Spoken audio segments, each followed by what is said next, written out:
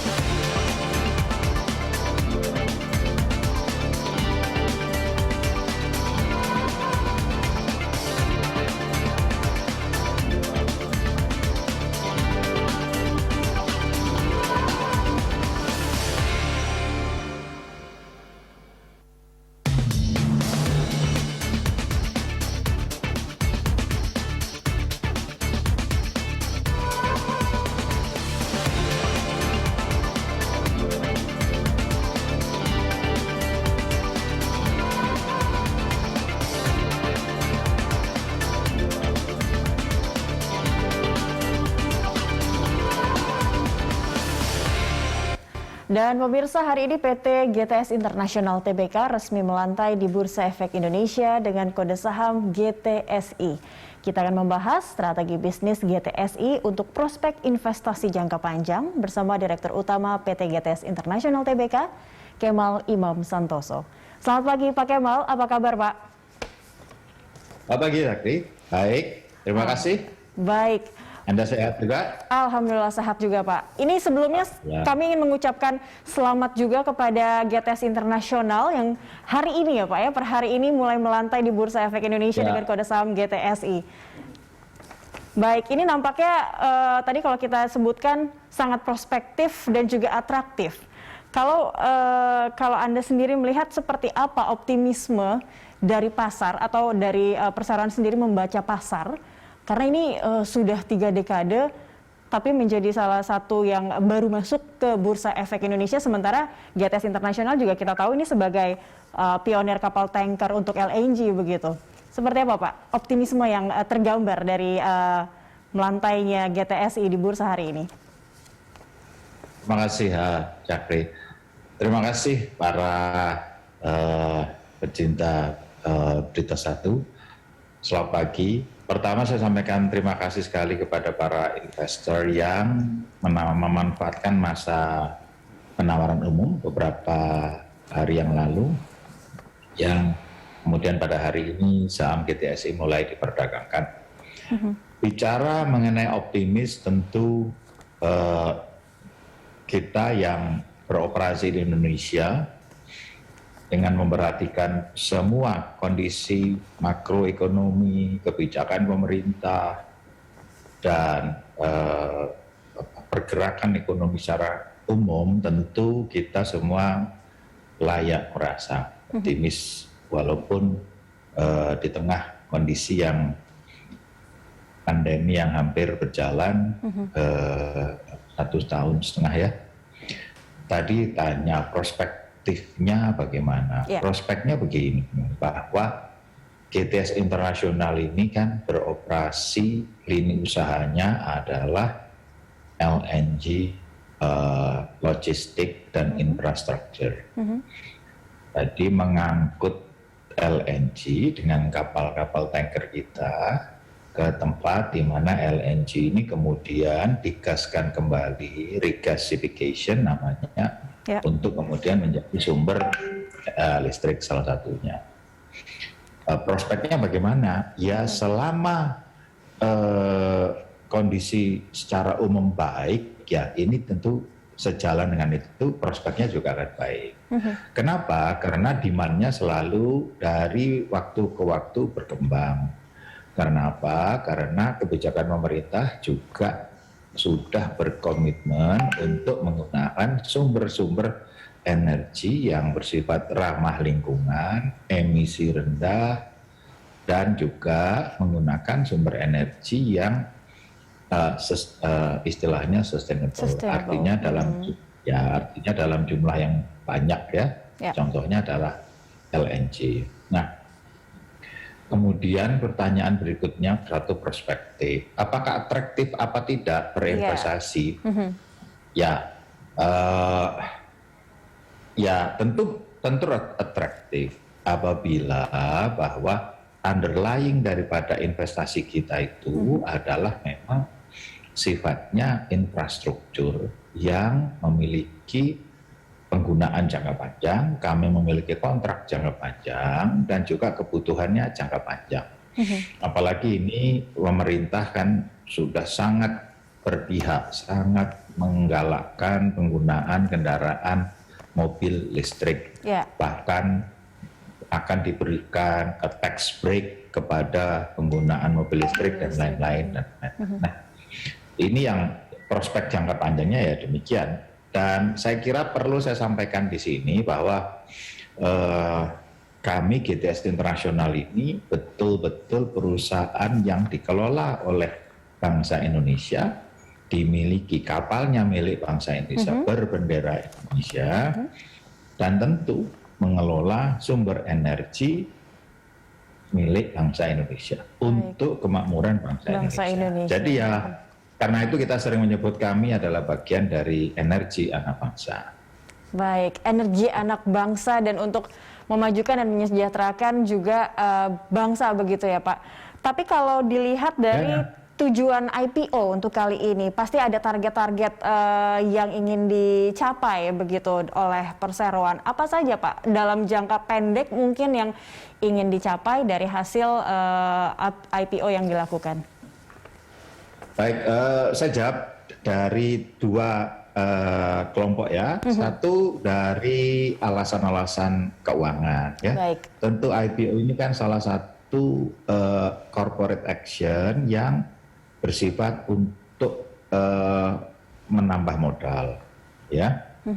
Dengan menerbitkan saham baru. Kemudian uangnya untuk apa? Untuk membangun FSRU, Floating Storage Regasification Unit, ya, yang kemudian akan digunakan oleh off-taker kita, pembeli adalah dalam hal ini adalah PLN melalui anak perusahaannya, dan tentu di ujung sana adalah pemerintah. Itu kalau dari segi finansial tujuannya. Ya, memperbaiki modal kerja, menambah modal kerja, ekspansi tentu ya, karena sejalan dengan industrinya yang berkembang. Kemudian dari non keuangan, IPO ini bertujuan untuk apa? Agar masyarakat umum juga bisa ikut memiliki perusahaan yang mengelola yang tadi saya katakan sumber energi anak bangsa. Baik. Ya. Bukan untuk kebutuhan ekspor, bukan. Ini untuk kebutuhan domestik ya. Satu. Yang kedua, dengan menjadikan GTS Internasional ini sebagai public listed company, maka kami juga akan selalu berupaya menyetarakan kami dengan perusahaan-perusahaan lain yang mirip atau sejenis, kan jadi bisa benchmarking. Mungkin mirip-mirip betul tidak, at least sama lah. Ada pembanding begitu ya Pak ya? Ada pembanding, benchmarking. Kemudian kalau kita lihat perusahaan lain, misalnya kok kita lihat kok lebih efisien daripada kita, misalnya ya kita memacu kita kan untuk lebih kompetitif. Dan yang ketiga sejalan dengan global apa ini istilahnya global gerakan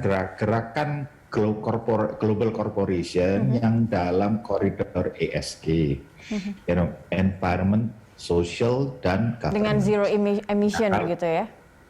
Itu environment ya, yang sosial ya sosial lah, semua korporasi kan punya tanggung jawab sosial. yang tidak kalah penting ya governance. Kalau dengan menjadi perusahaan publik, public listing company, semua aturan ya harus diikuti, governance-nya harus diikuti, harus taat asas, comply, harus mengedepankan prinsip kehati-hatian karena ini yang dikelola amanat uang publik. Gitu. Jadi IPO ini tidak sekedar fundraising, tetapi juga kedepannya itu memiliki tujuan-tujuan strategis lainnya. Baik. Yang tidak kalah pentingnya adalah setiap fundraising kan maka kewajiban atau tanggung jawab korporasi terhadap publik ini kan ada ya, transparent, accountable, good corporate governance dan lain-lain. Sehingga kita akan terus berupaya memperbaiki diri, meningkatkan kinerja, kompetitif, dan transparan. Ya, baik. Itu kita sudah mendapatkan target dari IPO kali ini seperti apa. Nanti di segmen berikutnya kita ingin mengetahui begitu berapa target pendapatan ataupun laba perseroan, karena kalau kita lihat ini akan terus jangka panjang dan sustain kalau berkaitan dengan LNG begitu Pak Kemal. Kita akan membahasnya di segmen berikutnya. Pemirsa tetaplah bersama kami.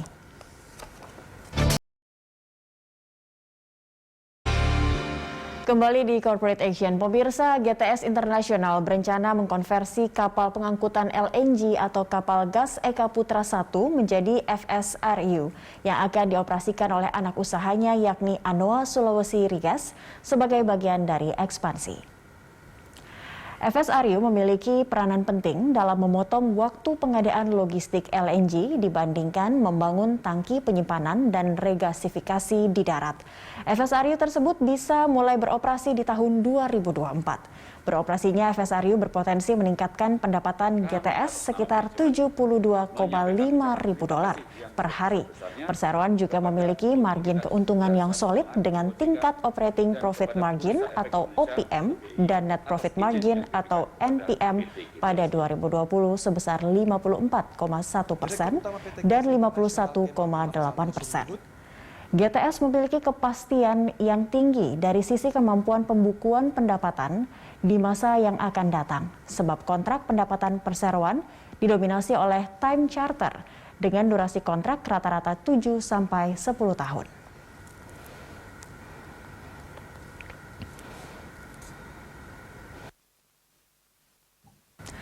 Baik, kembali kita lanjutkan dialog kita bersama Bapak Kemal Iman Santoso, Direktur Utama PT GTS Internasional. Pak Kemal, ini artinya tadi kan kalau ditarget dari IPO ini adalah untuk membangun FSRU yang ini apakah langkah yang paling tepat dan keuntungan apa nanti yang bisa didapatkan perseroan dengan adanya FSRU ini, khususnya untuk distribusi mungkin ya, distribusi dari LNG ke banyak daerah di Indonesia begitu? Baik, terima kasih Zaki. Mungkin ada sedikit yang perlu saya luruskan sedikit. Jadi bukan merubah Eka Putra Tanker menjadi FSRU, bukan ya. Tapi membangun FSRU. Membangun FSRU. Nah, FSRU itu bisa, salah satu caranya bisa dengan cara mengkonvert LNG tanker menjadi FSRU. Itu salah satu. Atau betul-betul membangun dari baru. Nah, GTS Internasional ini berniat untuk membangun dari awal, dari baru. Nah, kemudian pertanyaan berikutnya apa? Seberapa besar begitu dari pembangunan FSRU ini terhadap nanti pendapatan dan juga laba bersih perseroan, apakah berpengaruh signifikan? Oke, baik. Jadi begini, bahwa GTS Internasional ini sebelum IPO telah melakukan corporate action dengan mengakuisisi PT Anoa yang memiliki kontrak dengan anak perusahaan PLN selama 15 tahun. Nah, kemudian Anoa ini akan membangun FSRU permanen. Kemudian Mbak Jaki tadi tanya FSRU ini keuntungannya apa? Iya. Pertama, ini terapung ya. Baik. Jadi pada saat kapal tanker kita itu mengangkut LNG, liquefied natural gas, kemudian dia akan merapat kepada FSRU ini, kemudian dari liquefied tadi digaskan kembali. Makanya namanya floating storage regasification. Regasification. Baik. Satu, dia terapung. Kedua, mobile. Ketiga, menjadi lebih efisien karena tidak membutuhkan lahan yang besar begitu ya Pak ya? Ya, kalau di darat kan social impact-nya tentu ada. Harus ada safety diperhatikan. Bukannya di laut tidak memperhatikan safety, ya tidak. Tetapi kita upayakan dampak terhadap kehidupan manusia sehari-hari itu bisa ditekan. Namanya juga environmentally friendly, ramah lingkungan. Kemudian yang tidak kalah pentingnya adalah bahwa proses menjadi lebih efisien, lebih cepat, ya, dan tentu sehingga keseluruhan daripada biaya LNG sebagai sumber bisa ditekan begitu ya Pak Kemal? Bisa ditekan. Baik. Jadi semua kita upayakan supaya lebih efisien. Yang terakhir tadi distribusi. Kita bisa melihat ya negara kita ini dari barat ke timur ini memiliki karakteristik geografi yang sangat bervariasi. Demikian juga dengan sumber-sumber energi yang tersedia.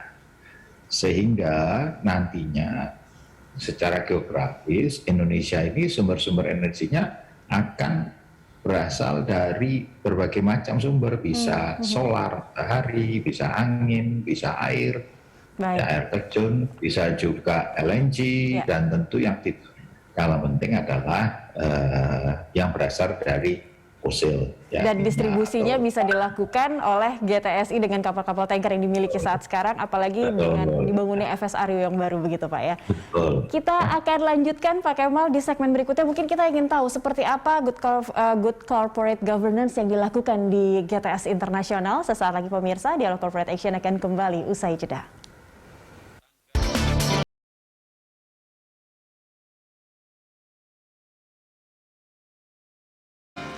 Baik, kita sudah di segmen terakhir masih bersama Pak Kemal. Pak Kemal, kita langsung saja karena kita agak kehabisan waktu begitu untuk good corporate governance yang dilakukan oleh GTSI, karena kita melihat ini nampaknya sangat environmental friendly dan juga sustainable yang ingin diincar. Seperti apa GCG yang dilakukan di GTS saat ini, Pak? Baik, terima kasih. Sebagai perusahaan publik, pertama, semua organisasi yang dipersyaratkan ya sebagai perusahaan publik itu harus dipenuhi. Ada komite audit, manajemen risiko, komite remunerasi, kemudian juga corporate secretary. Itu minimum organisasi yang harus dipenuhi.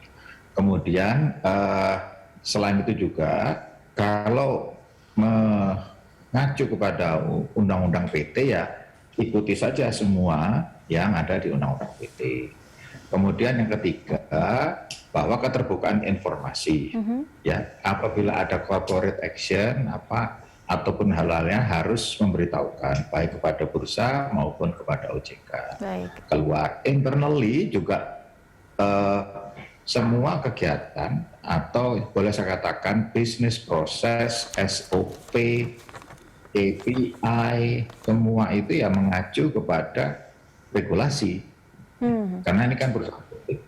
Selain itu daripada itu mungkin misalnya laporan uang hasil IPO digunakan untuk apa, habis berapa, ini diikutin aja semua begitu.